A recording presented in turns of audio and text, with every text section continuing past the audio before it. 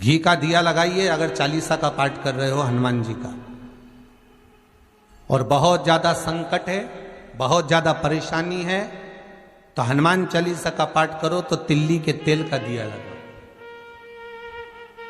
काली तिल के तेल का दिया, तिल का तेल का दिया हनुमान जी के सामने आसन बिछाकर, बहुत तकलीफ है तो 3 पाठ प्रतिदिन करो, और एक आसन से जितने समय 9 बजे अगर आप बैठते हो पाठ करने तो 9 बजे ही बैठना है। 11 दिन तक प्रतिदिन 3 पाठ रोज करो। एक पानी का लोटा, कलश, तांबे का जल, अर्थात तांबे का लोटा हो, स्टील का लोटा हो, तुम्हारे पास जो कलश हो उसमें जल भरकर, एक सिक्का उसमें पटक कर, एक लौंग पटक कर प्लेट से ढक कर रख दो, और प्रतिदिन बस टाइम पर बैठकर पाठ करो। 11 दिन पूर्ण होंगे, जिस कामना से आपने पाठ करा है बस वो सिक्का, वो लौंग कलश में से निकाल लो, जल का आचमन करो, और जिस काम के लिए करा है वो जल उस प्रयोग में ले लो। उस प्रयोग, किसी से बात करने जाना है तो वो जल पी कर जाइए, कोई से हाथ मिलाना है तो वो सिक्का, वो लौंग अपने हाथ में रखिए, अपने साथ रखिए। कई लोग कहते हैं हम तो बहुत दिनों से हनुमान चालीसा पढ़ रहे हैं, हम बहुत समय से राम रक्षा स्तोत्र का पाठ कर रहे हैं, हम बहुत समय से ये कर, अरे तो उसको नियम से तो करो। हनुमान चालीसा का प्रागट्य केवल एक दिल से की गई स्तुति, हनुमान जी महाराज की स्तुति, राम जी महाराज की स्तुति तुलसीदास जी ने केवल दिल से करी थी, केवल मन से। और ये नहीं कहते कि हनुमान चालीसा पढ़ोगे तभी भगवान, नहीं, आप दिल से अगर भगवान को पुकार लीजिए, आप दिल से पुकारो उसको, वो आएगा।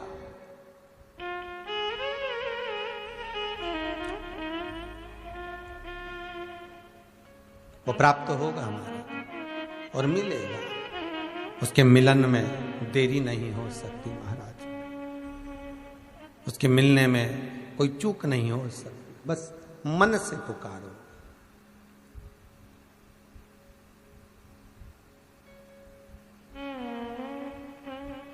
भगवान शिव ओघड़दानी, त्रिकालदर्शी, कैलाशी, अविनाशी मेरे शिव की कथा कर रही है। विश्वास रखकर तुम जो करोगे शिव प्रसन्न होगा। उसको धन दौलत संपदा सत्ता नहीं चाहिए, उसको बहुत सोना चांदी हीरा पन्ना भी नहीं चाहिए, उसको बहुत आभूषण रत्न भी नहीं चाहिए, उसको तो केवल आपका मन। देखो, सत्यम शिवम सुंदरम, सत्य देव शिव मिलेगा, शिव मिला जीवन अपने आप सुंदर हो जाए। हम उसको दे ही क्या रहे।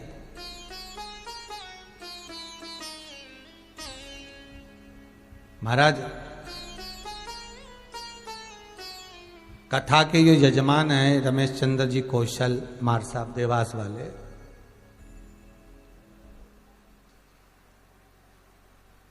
कोई बहुत करोड़पति ना है हो,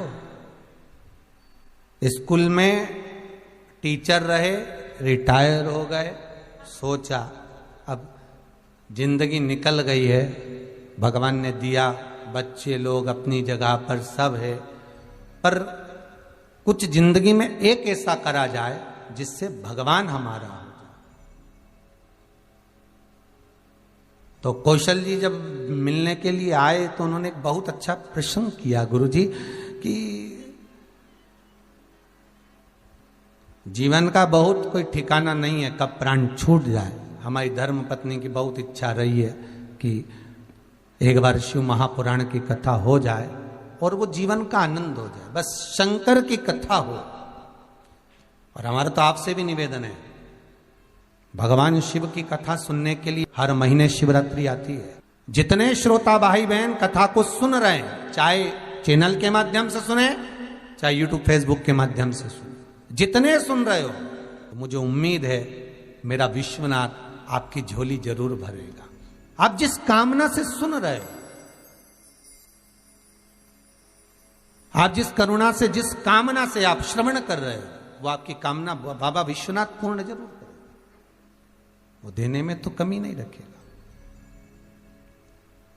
महाराज, वही बात का ध्यान करिए, तेरे दरबार की बाबा निराली शान देखी है, तेरे दरबार की बाबा निराली शान देखी है।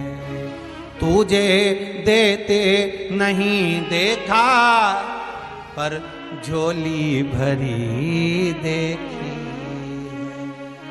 वो दिखता भले ना हो, वो सामने भले ना हो, पर वो झोली तो भर ही देता। जो मांगा वो मिला। अपना मैसेज पहुंचाना जरूर, सत्य बोलना कि इतनी कथाओं में बाबा ने आपको दिया कि ना दिया। चित्तवृत्ति जो तुमने दिल से करा है, जो तुमने भगवान का स्मरण भाव और चित्तवृत्ति से जो करा है, जो कथा सुनी है, उसका मिला तो है। वो देने में कमी नहीं रखता। शिव महापुराण की कथा कर रही है, और वो भी शिव पुराण जो चल रही है वो हनुमत चरित्र शिव महापुराण। पहले सती चरित्र वाचा, पार्वती चरित्र वाचा, गणेश चरित्र वाचा। अब जो चरित्र चल रहा है ये हनुमत चरित्र।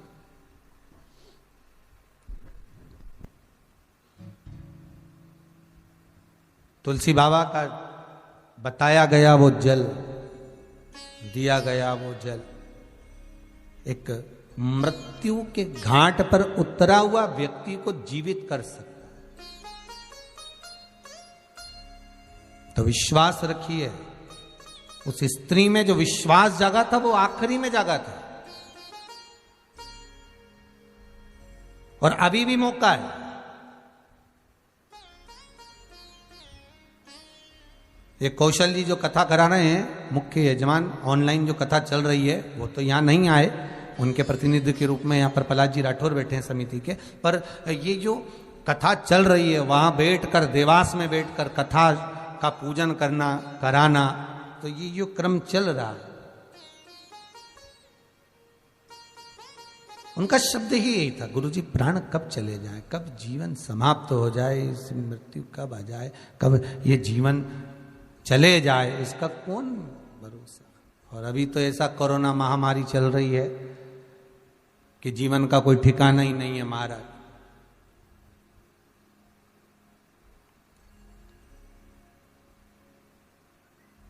वो कैसे कहते हैं ना, जीवन पानी के बुलबुले की तरह। हम तो कह पानी का बुलबुला भी जान दो, वो जो गैस वाला गुब्बारा होता है ना, गैस वाला जो गुब्बारा होता है, उसमें जब तक गैस भरी रहती है वो सब दूर डोलता है, वो बहुत ऊंचाई तक भी जाता है, बहुत ऊपर। और जब उसमें गैस खत्म तो वही गुब्बारा धीरे धीरे धीरे धीरे नीचे की ओर आ जाता। बस जब तक गैस है डोल ली है, उसके बाद वापिस नीचे आ गया। और वो डोरी में बंधा होता है, वो डोरी खींच ली जाती है वापिस नीचे। बस यही मनुष्य का शरीर है, यही मानव देह। जब तक है जप लिए, फिर गए तो गए, गैस समाप्त, पास गई। शिव कथा कह रही, भगवान शंकर का पावन चरित्र कर रहा है। ये शिव महापुराण कोई साधारण सी पुराण नहीं है।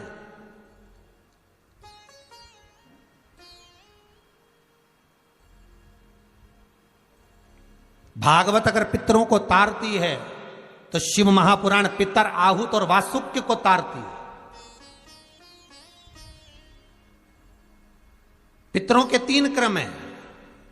एक पित्र जो पूर्ण अवस्था लेकर चले गए और अवस्था लेकर गए हैं, पर जिनके भीतर अभिलाषाएं बहुत थी, वो पित्र बन गए। आहूत जो माता के गर्भ में आने के बाद कुंवारी अवस्था में मर गए, चाहे जन्म लेकर मरे हो चाहे गर्भ के अंदर मरे हो, वो आहूत बन गए।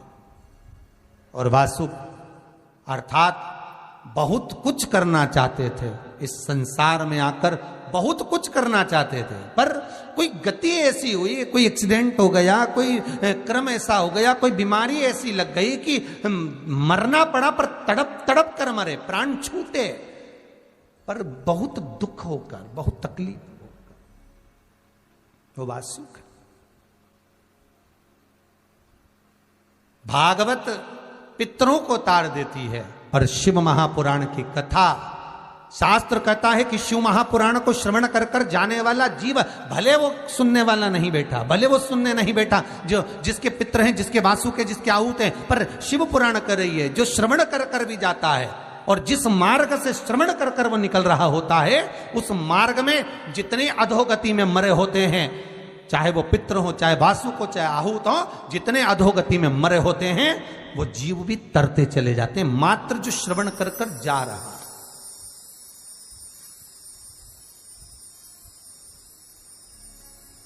जो श्रवण कर कर निकल रहा है, उसको हजारों आसपास में ना जाने कितने कितने जीव है महाराज, हमें हमारी सूक्ष्म नेत्रों से दिखाई नहीं देता। अपन जहां बैठे हैं, चाहे कथा सुन रहे हो, चाहे हम कथा कर रहे हो, अपन जहां हैं आसपास में ना जाने कितने सूक्ष्म जीव हैं, आसपास में ना जाने करोड़ों करोड़ों जीव हमारे आसपास में भ्रमण कर रहे हैं,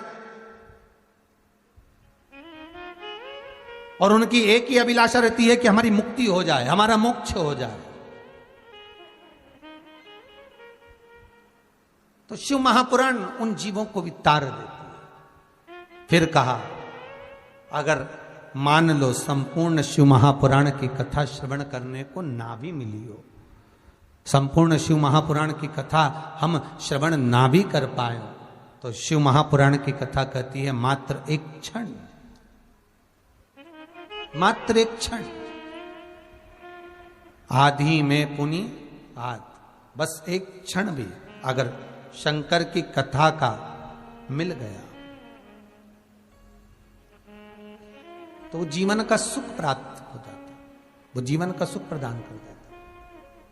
महाराज, उसी क्रम में शिव महापुराण में जो 12 संहिता हैं, 24,000 श्लोक हैं, एक बार देवऋषि नारद के मन में ये प्रसंग अड़ गया था।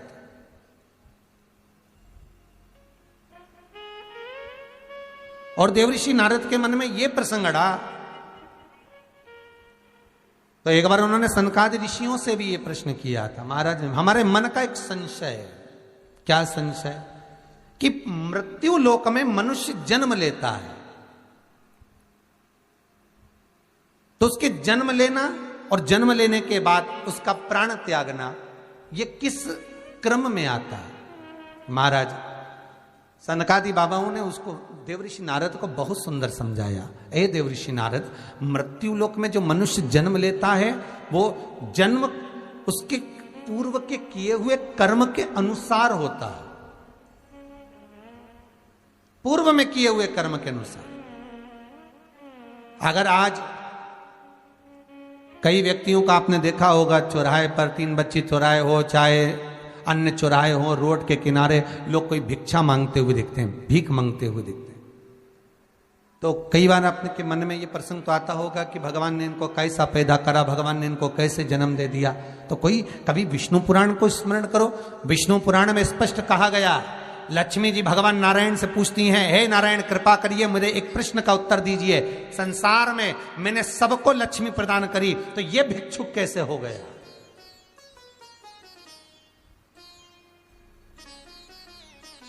इसकी वृत्ति में भिक्षा पात्र मैंने दिया ही नहीं है। लक्ष्मी जी कहती हैं, जब मैं सबको धनपति बना दी, सबके पात्र में मैंने लक्ष्मी दी है, सबके भाग्य में मैंने लक्ष्मी दी है, तो ये भिखारी कैसे बन गया, ये भिक्षुक कैसे बन गया? भगवान नारायण कहते हैं, हे लक्ष्मी सुनो, एक ख्याति की पुत्री लक्ष्मी, बड़े ध्यान से सुनो, तुमने इनके भाग्य में लक्ष्मी तो दे दी, पर इनकी जो भिक्षावृत्ति है ये इनके कर्म से मिली है। देखो, लक्ष्मी सेठ को भी मिल रही है, तो लक्ष्मी भिखारी को भी मिल रही है। मिल रही कि नहीं मिल रही? लक्ष्मी तो सभी के भाग्य में, पर ये मांग क्यों रहा है? ये पात्र लेकर ये जगत में डोल क्यों रहा है? किसी किसी के दरवाजे पर जाकर ये आवाज क्यों लगा रहा है कि भिक्षाम देही? किसी के दरवाजे पर आवाज क्यों लगा रहा है कि भैया 2 रुपया दे दो, 5 रुपया दे दो, 1 रुपया दे दो? क्यों? कारण क्या है?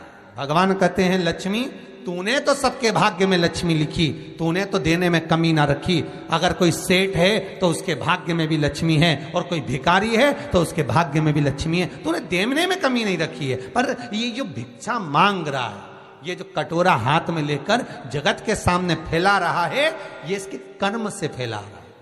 तो कर्म से कैसे? भगवान बोले, लक्ष्मी सुन,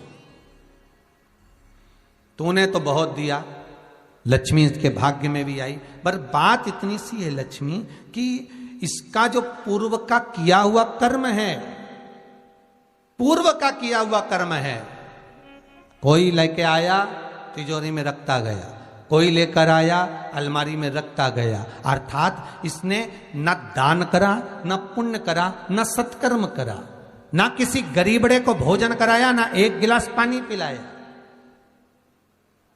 बस कारण वही रहा, लक्ष्मी तो इसके भाग्य में रही, पर इसके हाथ में कटोरा आ गया कि भिक्षुक के रूप में, भिखारी के रूप में तू जगत में डोलता फिरे, जगत में घूमता फिरे। ये जितने भिखारी नजर आते हैं, ये कोई साधारण नहीं है, पूर्व समय के करोड़पति हैं।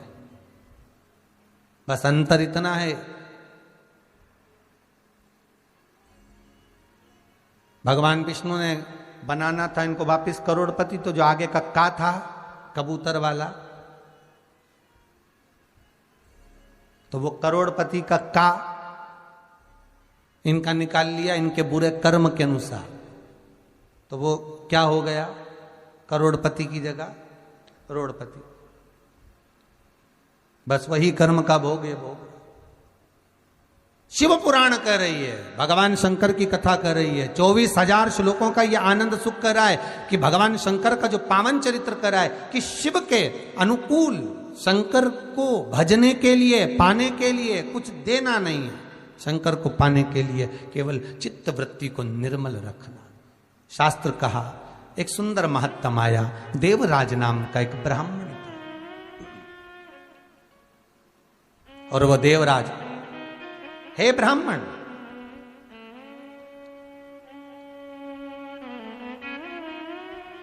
ब्राह्मण कुल में जन्मा है, पर वृत्ति ठीक नहीं है, चोरी का धन लाता है, घर में उसका भोग करता है। देखो भाई, शिव महापुराण में एक बात विद्येश्वर संहिता में बड़ी अच्छी लिखी है कि अगर अच्छा धन घर में आता है तो घर में जब अच्छा संपदा आती है, अच्छा धन आता है, तो घर में अच्छा काम करा जाता है। देखो वही बात को फिर से लो तो कह सकते हैं कि जिसको मनुष्य